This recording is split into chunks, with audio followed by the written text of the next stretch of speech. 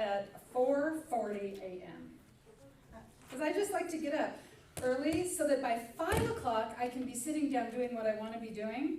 But I've got to get the dogs fed and my coffee made. And as soon as I sit down this morning, I have a bag of yarn that I'm going to donate to somebody. I don't know who, but I have a bag of yarn. And our golden retriever knocked it over. And of course, all of the yarn is in a ball, right? And so now there's yarn rolling all over the living room. So our golden retriever is just like an amusement park, right? So I'm like, oh, okay, I got to chase down all the yarn now. He will walk around with a ball of yarn in his mouth. It feels really good to him. Every now and then, my mom does a lot of knitting, and he will manage to get a ball of her yarn. And he just walks around with it, and we don't even know he has it, except he looks guilty. Right? We can't see it in his mouth, though, but he looks a little guilty. All right, today I am talking about abundant living, in particular, being blessed. That we're already blessed, we just don't always pay attention.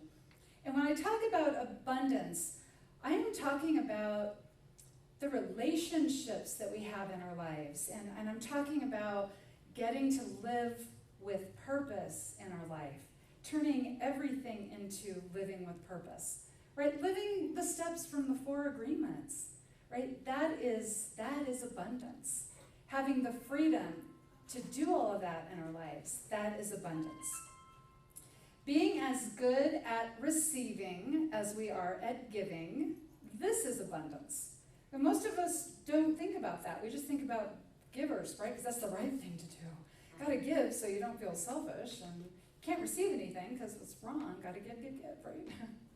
So abundance is being as good at receiving as we are at giving. Abundance is in being blessed and experience being that blessing is when we practice the power of positive perspective by focusing on what's right in our world, by focusing on what's good. That is how we see and feel in our hearts that we are truly blessed. And when we feel the blessing, when we feel we are blessed and we are a blessing, that's when our consciousness starts shifting. That's when we start seeing the world in a different way. And that's when we start creating a new, different, brighter experience for ourselves. And that's what our soul came here to do. Our soul didn't come here to sit in a comfort zone and never have a new experience. Our soul came here to get out of the comfort zone and keep having the new experience. And moving into a state of abundance and understanding how blessed we are, it expands our experience every day. That's expansion. It is the most powerful way for us to expand our experience of good, okay, through understanding how blessed we are. So, I took this out of the book, The Art of Abundance by Dennis Merritt Jones. Amazing book. Amazing, amazing, amazing. He says the premise behind this idea of being blessed. There is a difference between counting your blessings and knowing you are blessed. This is the power of perspective. Knowing you are blessed originates in your heart. Knowing we're blessed originates right here in our heart. With a simple awareness that you are blessed with the gift of life.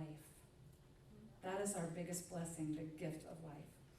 Counting your blessings happens exponentially as you awaken to your oneness with the principle of abundance and see it manifesting in your daily life. So there is actually a difference between counting our blessings and knowing we are blessed. We have to know we are blessed and feel that in our heart before we can actually count all of our blessings. If we don't know we're blessed, we don't believe it, well, we're not focused on our God self, actually. If we don't know this in our heart, we're actually focused on stuff that's going on out here. So we have to know first that we are blessed. We have to know it and believe it. Otherwise, we're not going to see it in our life. Now, to live this truth of abundance, to live being blessed, knowing this, we always, for everything, not just being blessed, for everything, we go back, I have the point over here now, we go back to the 5 principles that we say every Sunday morning. We always have to go back there because the first principle, God is all things. God is all. God's everything that's ever been and yet to be. God is expressing through all things. God is expressing through the building of this church, because it started over 30 years ago, and the idea of a group of people who thought, let's put a unity church here. Let's have our own building. Let's have our own church.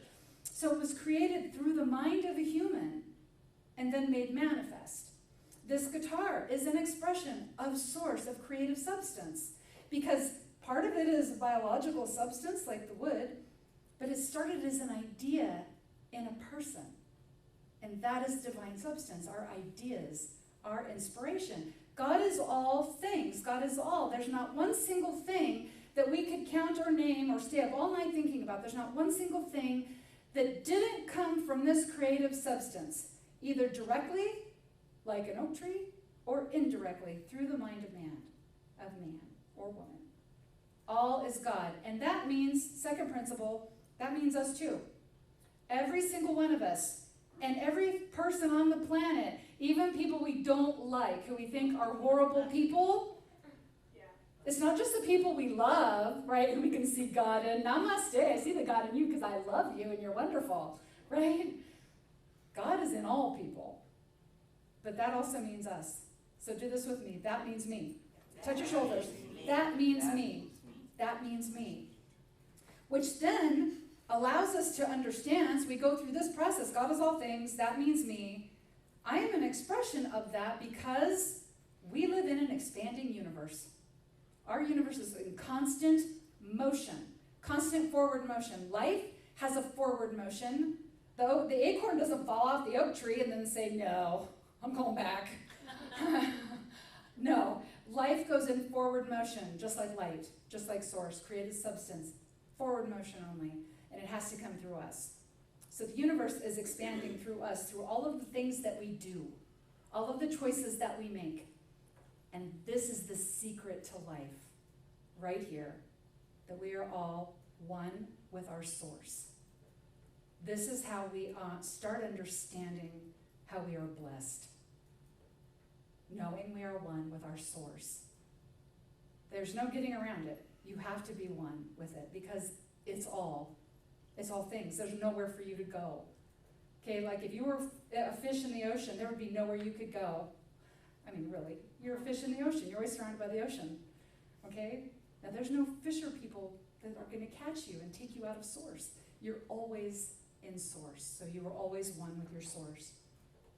Which leads to the next principle then. As God creates universally, we create in our own lives. And we were divinely designed to create as God creates. And so we're creating on a small scale, through our hearts, through our thinking, through our activities. We are creating. Through communion with God, we express our Christ consciousness. Through communion with God means going back to step one and sitting in it. God is all things. I am sitting in it. I'm made from it. It is me. God is moving through me, for me, and as my life. That's how we are in communion with God, by always going back. Then we have to walk the walk. That's the last principle, right? It's not enough to know this. Oh, I've read many cookbooks. Because I like looking at the pictures. But my mom and my husband will both tell you I'm not a cook. In fact, recently I was told to stop using our pans. Dave says I ruin them. So reading about it doesn't mean we're practicing it. So we have to walk the walk. To walk the walk, we have to be accountable for our own consciousness. We are the only one who can change the way we think about our lives and this world. We are the only one that can pay attention to our own thinking. We are the one who has to decide, am I thinking out of fear? Am I judging somebody? Am I in my head, am I calling somebody an idiot? Maybe I need to shift my thinking. We're the only one that can do that. It's all up to us. We're the one that decides. Am I choosing from love? Am I choosing from fear? And we always know what we're choosing from, because one feels really great and one feels pretty terrible. So we know. And it's up to us. It's also up to us. We walk the walk by deciding what we're focusing on in our lives.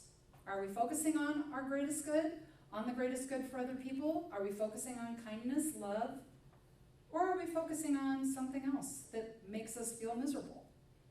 So to be blessed, we walk in that experience. We remember those 5 principles. And we understand, okay, I'm being blessed all the time. When we understand this, because we walk ourselves through the principles and think, okay, God's everything, that means me, and I'm responsible for walking this walk. Well, then we're acknowledging that the universe is infinite, because is God limited? No. Is God limited? No. No. Right? So the universe is unlimited. It is infinite. We are made from that. That means infinite abundance, infinite substance is available to us. It's always available. There's an infinite supply. Infinite supply. Wallace Wattles, he is one of my favorite oldie New Thought authors.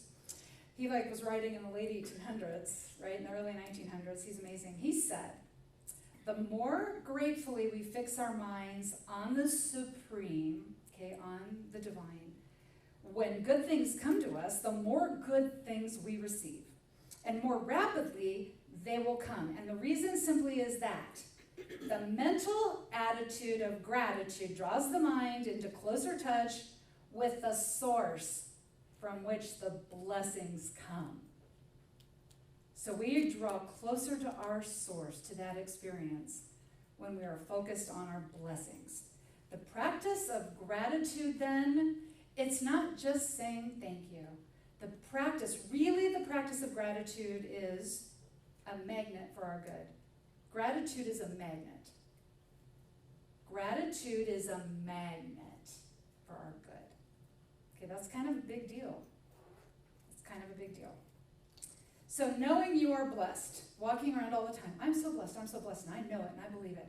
Okay, to know you're blessed, you want to look at what you're focusing on. Okay, you want to look at what you're focusing on. We don't always focus on our blessings.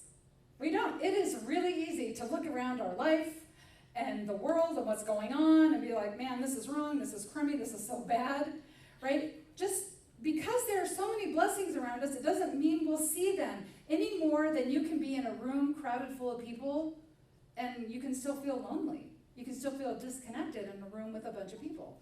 Well, we can be in a room with abundance and still feel limitation and still feel lack. So before we can experience that blessing, that we are blessed, we have to acknowledge our blessing. Have to acknowledge it. And you know where we start? And when I was reading this, I was like, no, it's so hard.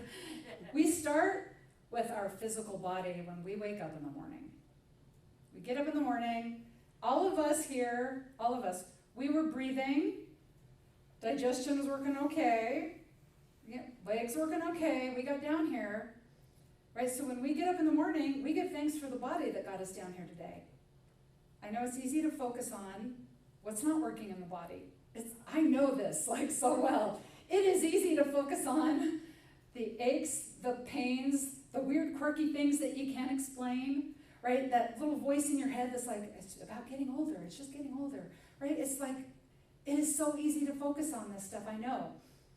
But we don't want to be focusing on what's wrong in our life because remember, the more energy we focus on something, the more of our own life force flows to it, expanding our experience of it. Expands our experience of it. Okay? So, we want to remember the universe is always expanding. Bless you. The universe is always expanding, but it's expanding where we're putting our energy. The universe doesn't just expand things we want, because the universe doesn't judge the experiences. We have free will. We get to think whatever we want. But the universe is still always expanding through us. So being blessed, knowing we are blessed, feeling that we are blessed, we are mastering that power of positive perspective. That's what we're doing. I love the scene in the first Indiana Jones movie where he is just battered and he's on this boat and his Marianne is trying to help clean up all his wounds and bruises. And everywhere she's trying to clean, he's like, ow, that hurts, ow, that hurts, ow, that hurts, right, everywhere. She says, is there somewhere that doesn't hurt? He goes, right here. Right there. And so this is the trick I've been doing for myself. I get up in the morning, I'm like, oh my gosh, what's this part doing? What's that? I'm like, wait. I'm okay right there. And I will tap my elbow. I have great elbows. And so I'm like, yeah, right? I'm so glad I don't have to do this all the time. I couldn't play guitar if I couldn't bend my elbows. All right, so from the book, he says, the problem. Being blessed is not something you have to earn. You already are abundantly blessed. The challenge is that those blessings will never be actualized as long as you are obsessing over what appears to be missing or wrong. So our blessings, we can't actualize those blessings if we are obsessed over what's wrong. And I know it's easy to get mesmerized by all the things that are thrown in our face, right? Social media, the news, things we hear in conversations. It is easy to start hearing bad. Now, we can also, if we're focusing on what's wrong in the world, and we're seeing what's missing in our life, another thing that we can end up doing is looking at somebody else's life and saying, well, that's working for them. They have their dream house. What happened to me? Like, I'm a nicer person than them, right? They're a mean person, and I'm a good person. So we can start going to this life's unfair place, right? And life is not always fair. It's not. But what happens is when we're looking outside of ourselves and it's like, I need to have this so then I can be happy. Oh, and then, this would really for sure make me so happy. But what happens is we get caught in a trap. And that trap, we all know this trap, the then I can be happy syndrome. But see, when we get caught in that trap and there's that one thing, because it's always one thing that would change our life, right? We get consumed with that one thing. We get consumed. And we know life will be better. And it can be anything, can fall into that category of the one thing. I mean, it can be big like a house, or it can be a purse, or it can be a guitar, or it can be a car, or a person. It can be all kinds of things. All kinds of things, big or little. Now, once we get that thing, because usually when we obsess over something we think we want, but we don't really need, we end up getting it, and then it loses its luster. I remember a friend of mine who obsessed over getting her soulmate, and she got him, and he lost his luster after 3 months. Turned out he was not the soulmate she was wanting. Right, but see, when something comes into our life and it loses its luster, where does it go? Into that pile of other old blessings that we're not appreciating anymore. That's where it goes. And then it leads to the next thing we need to get. Right? For my friend, it was I need to get out of this relationship and then I can be happy. Right? Well, now this purse is a spring purse. I need a fall purse. Then I can be happy. Okay? I need somebody to invent fudge that has no sugar in it, but no bad sugar, no fake sugar, that loves my body and does really good things to my body when it gets in there. That's what I need. Right? That's when that fudge is invented, I'll be really happy. Now what happens is we get caught in this trap and then we're not noticing the things that are the true blessings in our life. We're not noticing the body that moved us here and got us here today. Right? We're not noticing the relationships in our life and the friends and the family and the love that we get to share. We're not noticing those moments when we experience inner peace. We're not noticing when we have freedom to get to do things that we love to do. We don't notice those things because we're in that trap.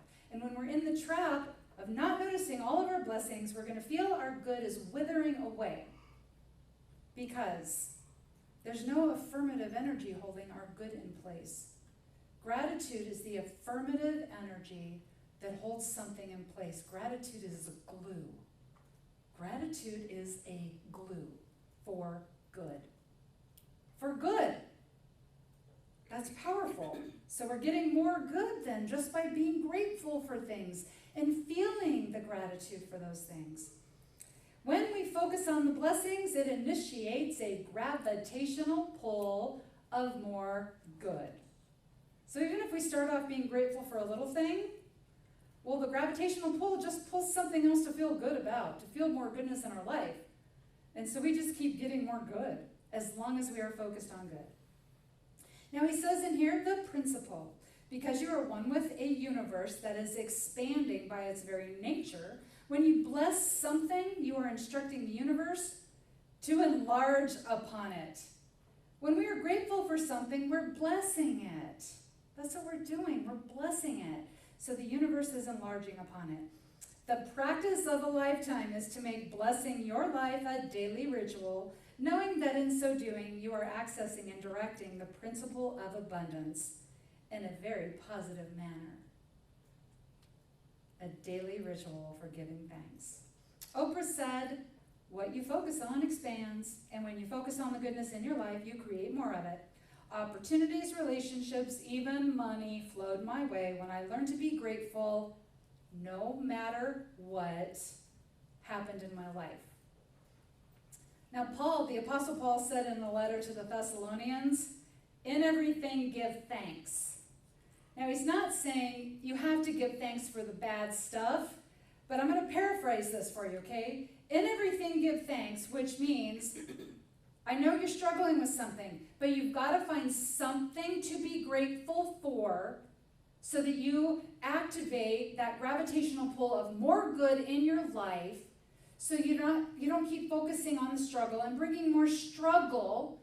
Focus on something good. Focus on anything good, even if it's a little thing. Even if it's, well, at least I don't hurt right there. You find that one thing to be grateful for, because remember, gratitude is a magnet and it's a glue to bring more good into our lives. When we're struggling is when we need gratitude the most. The glue, gratitude of the glue.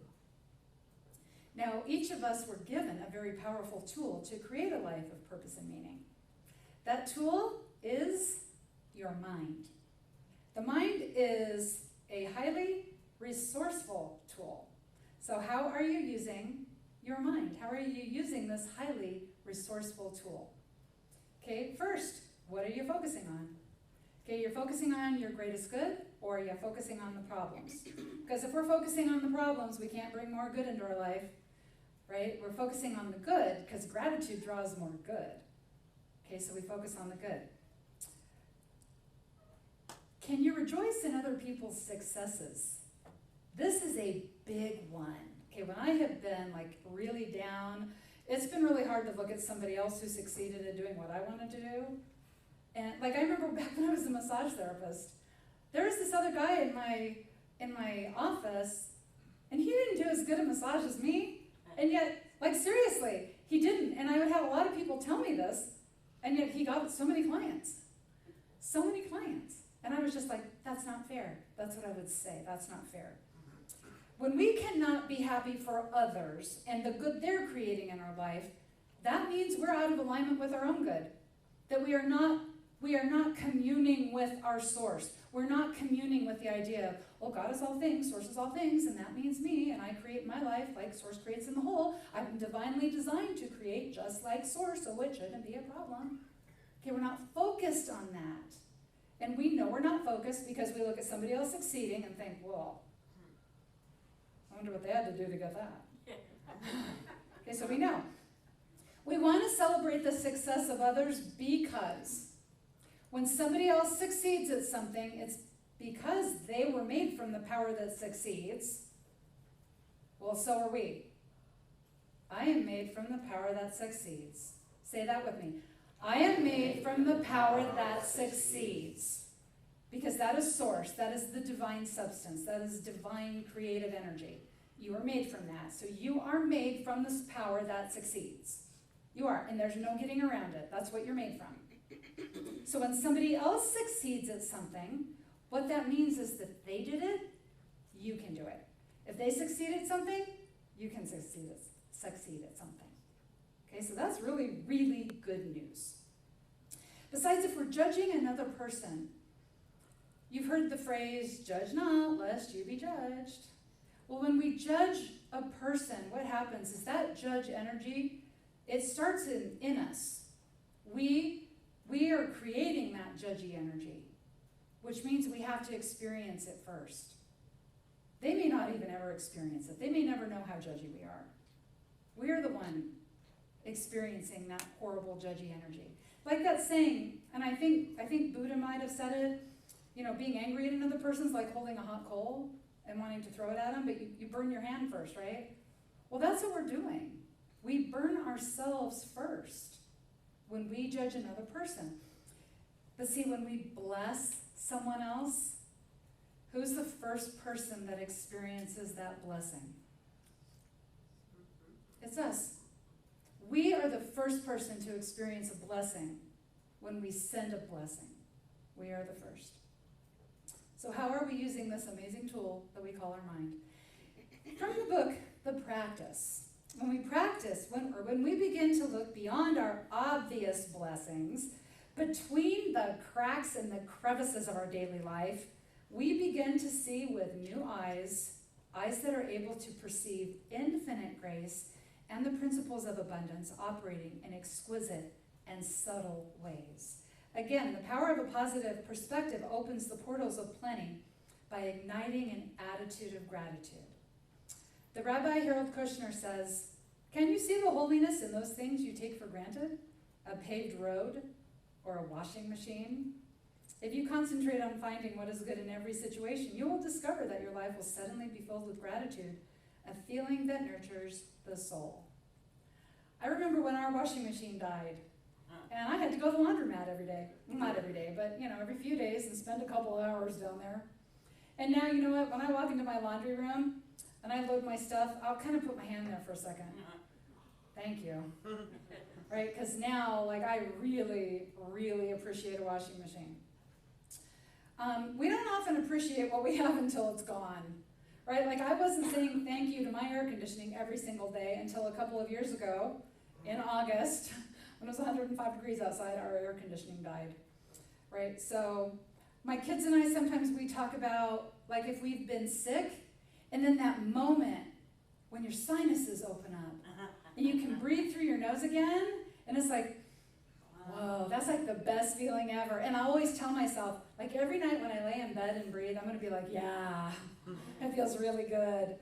How about the last time you stood in your shower? Did you stand in that shower and just think, yes, this hot water. How about our physical bodies? Again, this can be challenged. Are we focusing on what's wrong in our physical bodies? Okay, what are we not noticing that actually works well, so we just take it for granted? What about the people of service in our lives that we take for granted? Okay, the mechanics, the doctors, the health coaches, right? Who are we taking for granted? The more often we see something, the less likely we are to have gratitude for it. We're not going to see it anymore. When was the last time you ran out to your mailbox and yelled thank you at your mailman or your mail person? Now I tell you, you know what? You'd notice if we had to go back to Pony Express days and you had to wait 2 months for a package from Amazon. You would be like, man, I should have given my mailman a Christmas card, right? Okay, what is it we're missing? Now, when we squander a gift, we don't honor that gift, and we don't honor the giver. We're not honoring the giver of that gift. When we don't honor a gift or its giver, this turns into entitlement. And none of us want to hear that we're entitled. So what are we giving thanks for? What are we not noticing? What are we taking for granted in our life? So the payoff from the book. To be blessed and know you are blessed is to affirm that you are a whole person, that there is nothing missing, irrespective of conditions or the opinions of others. This is when you become a blessing to your world, and an opening for abundance becomes the norm in your life. We are not here just to be blessed. We are not here just to experience good in our own life. We are here to be a blessing to others also, because the universe is expanding through us, for us, as us all the time. There's not enough room in our house to just bless ourselves with stuff. That's not what we are designed for. So we are here to bless our own lives and bless the lives of other people. We are here to be a force for good and share that good in our lives. And that is how we create heaven on earth. That's how we do it. So until next time, remember, you are a blessing to the world. You are the activity of spirit in a body right now. You are the heart and hands of spirit in this world. You are a soul designed for growth and good.